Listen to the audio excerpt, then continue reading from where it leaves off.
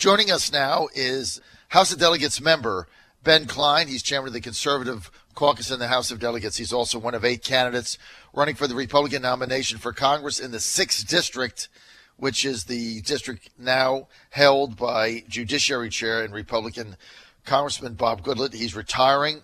The nominee that emerges from a Republican convention on May 19th in the 6th District in Harrisonburg at James Madison University at JMU in Harrisonburg, the candidate emerging victorious from that is overwhelming favorite to go to Congress. This is a very Republican district and unlikely that any Democrat can win except for some kind of a major scandal. So likely the person who emerges victorious on May 19th is going to be the next congressperson from the 6th District, but there's a lot of shenanigans going on. And Ben Cline, who's a pretty level-headed guy, got my attention on, I think it was over the weekend or maybe on Monday, I don't remember, but he got my attention. He sent out, I think it was on Monday, he sent a press release out blasting the process that's going on there right now, led by Scott Sayer, who's the Republican chairman of the 6th District, who's also an unabashed Cynthia Dunbar operative and supporter. He's going to try to explain this whole thing. It's very complicated, but it stinks to high heaven. And the whole thing just stinks. So let's get right now to Ben Cline. Ben, good to have you with us. John, it's great to be with you. And the campaign is going great. And, you know, this is going to be a tough year, and we need to make sure we get the strongest Republican nominee possible going up against the Democrats this fall. You know, the 6th Congressional District in Virginia is one of the most Republican districts, but it's not as Republican as that one up in Pennsylvania last night. And it's only a plus 14 Republican district. The one up in Pennsylvania is a plus 17. So we've got to be on our toes, and we've got to make sure we've got the message. We've got an experienced fighter who's going to be running against the Democrats this fall. I've got the record, the conservative accomplishments in Richmond, and I'm going to be the one to take the fight to Nancy Pelosi and the Democrats this fall. Well, in order to do that, Ben Cline, you have to be the nominee. And the nomination process is a convention. It'll be May 19th. It's May 19th in Harrisonburg. Certainly we'll be there live. But what the heck is going on with the selection process? I mean, first we start where the Dunbar operatives, who are in control of the district and they represent 60% of the unit chairs, first they try to put in a rule that was unheard of, which is nomination by plurality, 8 candidates. That means that somebody can get 21% on one ballot and win. That's asinine. That should never happen. Oh, they try to do that because they're for Dunbar, Cynthia Dunbar, one of your opponents. They don't think she can get over 50%. So they try to cheat that way. Now, these delegate lists are coming in, and they're not getting released to the other candidates. But we have evidence that they're most likely been released to Dunbar. And even though I asked Scott Sayer 5 times, did you give the delegate list to Cynthia Dunbar or anybody in Dunbar campaign, he refused to answer the question, which is incriminating in and of itself. What is going on here? Well, all I know is that we are not being given access to the delegate lists. And as anybody who's ever been to a convention or been involved with conventions knows, once each county unit finishes the filing process for delegates, they certify them, they go through them, make sure nothing's wrong, send it into the district committee, and then they're released. And so we have units that finished up 2 weeks ago. Augusta County finished up 2 weeks ago, and I'd like to start contacting those delegates. But some people, either in the 6th District, in her campaign, I don't know, they just don't want us contacting her delegates. So they're saying they're going to wait another month until only a month before the convention to release the names of her delegates and all the other delegates to all of the candidates. Not only does that hurt the smaller candidates who aren't very well known. I mean, there are 8 of us, and there were 5 of us on this press release complaining that we don't have access to the delegates, but it also hurts the process because the delegates themselves aren't getting educated about the candidates. So it's my hope that the committee will change its mind and will be given access to the delegates in short order. Okay, so look, you're not getting access to the delegates who have been duly approved. And so that puts everybody at a disadvantage, the candidates, because they can't reach out to those delegates as they become eligible, and the delegates because they can't hear from all the candidates to make an informed decision. However, the people that are in control of this process, namely Scott Sayer, the chairman, they're operatives for the Dunbar campaign. Cynthia Dunbar, the state committee woman from Virginia, ran for Congress in Texas. These people know how to manipulate and run conventions. I saw it in Harrisonburg in 2016. They're really formidable at it. But when I asked Sayer multiple times if they gave the list to Dunbar or a Dunbar campaign representative, he refused to answer the question. Now, let me ask you something else.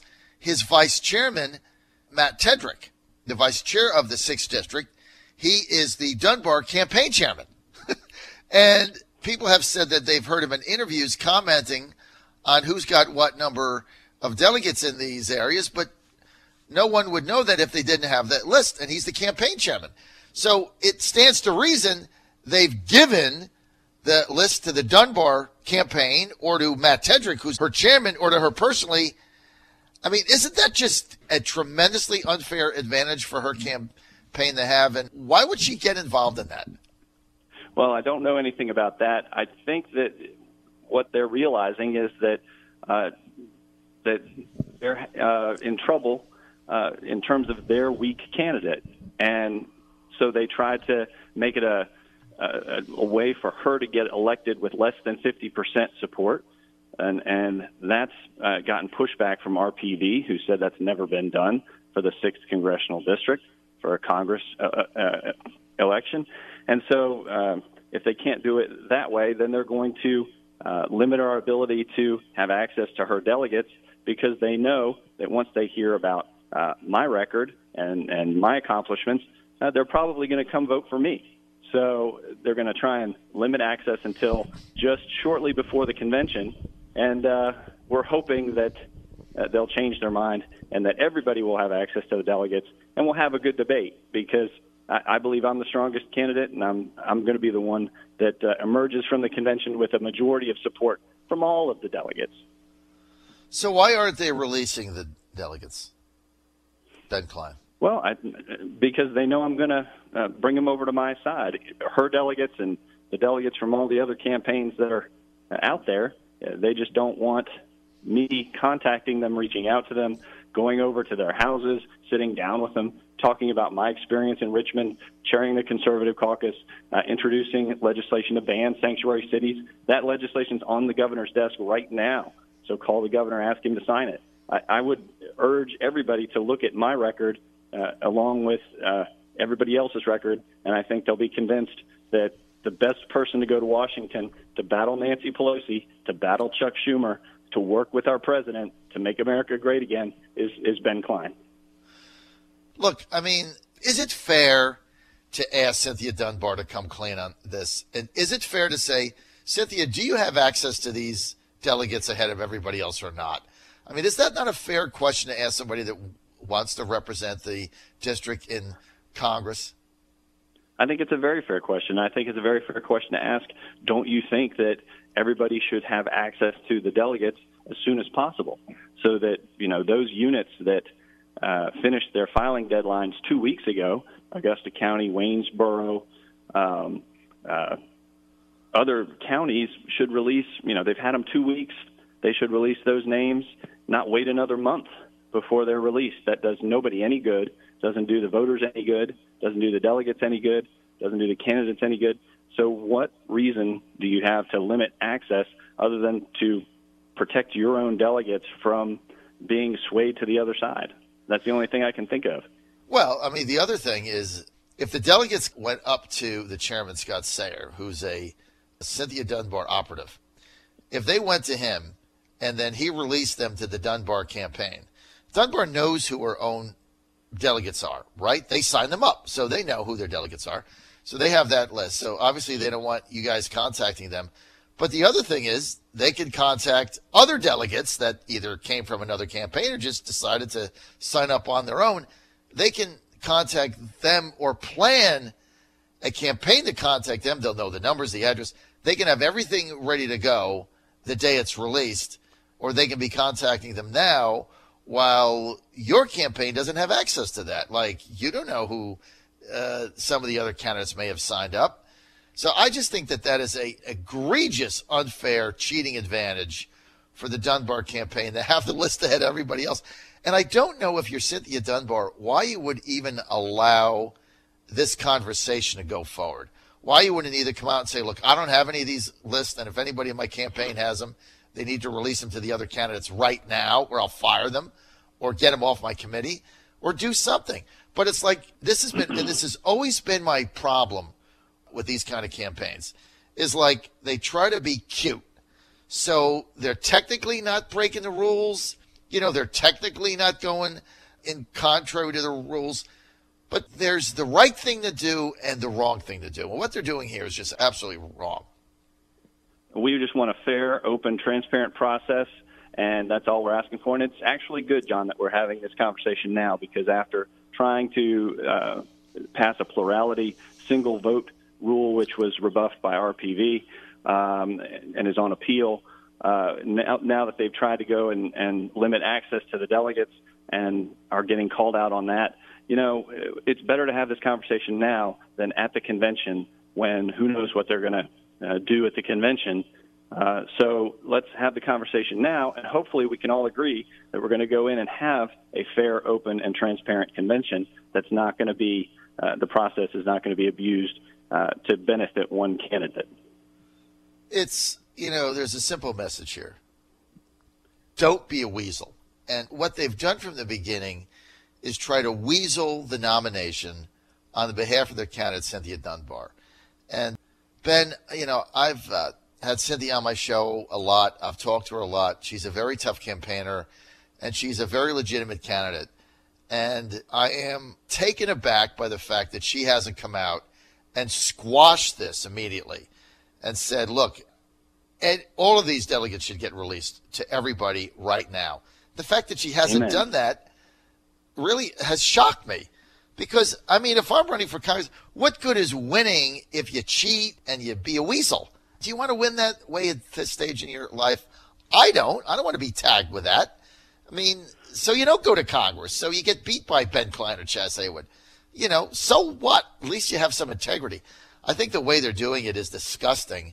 And I've called on John Whitbeck now to get involved in this.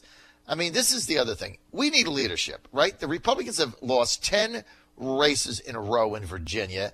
They're worse than the Cleveland Browns. It's becoming the party is becoming a complete joke. It's basically a postal permit masquerading as a political party. I think John Whitbeck, as the chairman, has an absolute responsibility of leadership to get involved in this and to hold a press conference and just say, look, release the delegates. This is the wrong message to send to people at a very critical time. Republicans just getting beat, or ostensibly it appears to get beat, in this special election in Pennsylvania. The Democrats have all the momentum, all the enthusiasm. Why would you allow your party to get involved in this stuff? It's beyond me. I'm just so upset by it, because nobody will step in and lead except basically Ben Cline. You sent that press release out. Without that, we wouldn't even been having this discussion. It's ridiculous. Well, it's counterproductive. It is. It's counterproductive to the party's ends of growing the party, making it bigger, bringing in more people. If people are looking at this process and saying, well, I want to go be a delegate, but I don't want to be a part of a rigged process, right? It deters turnout. So we want people, there are still open filing opportunities in Roanoke County today and Bedford and Botetourt and Lynchburg. So I want people to come to this convention. I want to have the biggest 6th district convention ever. But we have to be a positive, open, transparent party that doesn't favor one candidate or another, that welcomes everybody and encourages a fair process. That's what I'm working for on May 19th. We're going to have a fair process, and I'm optimistic I'm going to emerge the nominee with a majority of delegates behind me, and we'll take it to the Democrats in the fall. Well, this is the ghost of Ken Cuccinelli reemerging again. This is why these conventions are just so ridiculous. And, they try to manipulate all the rules to benefit their candidate. I mean, I went through it in 2016 in Harrisonburg. I went through it in watching what they did in Colorado and these other areas. I mean, they think they're so smart. At the end of the day, it blows up in their face. So just release the delegates, Cynthia. Knock it off. Let's have a fair process. And you know what, Cynthia, if you're that good of a candidate, go into the damn convention, get a majority, win it the right way, and go get elected to Congress. Otherwise, get out of the race. That's the way I look at it. Here's a text here from Chris Saxman, who says mainstream Republicans in the 6th are paying attention and will not vote for Dunbar in the general. The Democrats could win this race. I mean, that's the bigger fear. Ben, these shenanigans, it turns people off. Like you say, they just don't want to get involved in this. I mean, I hate the fact. You're right. Go ahead. You're right. Go ahead. No, they don't want to get involved. Go ahead. I was going to say, even if, we do emerge from the convention with a candidate who doesn't have a majority vote and doesn't have momentum behind them, that's going to do is force resources that should be going to help candidates in closer districts like Tom Garrett, like Dave Bratt, good conservatives. Instead, we're going to be busy propping up a weak candidate in the 6th district with resources that should be going to them. So it's not just about winning and losing. It's also about making sure we have strong candidates here in the 6th. All right, Ben Cline, thanks for being with us. Appreciate your honesty here. Ben, if people want more information on your candidacy, where do they go? They can go to bencline.com and Twitter handle Cline for Virginia. Cline for Virginia. Cynthia Dunbar, you need to come out and stop this nonsense. If you're going to win with integrity.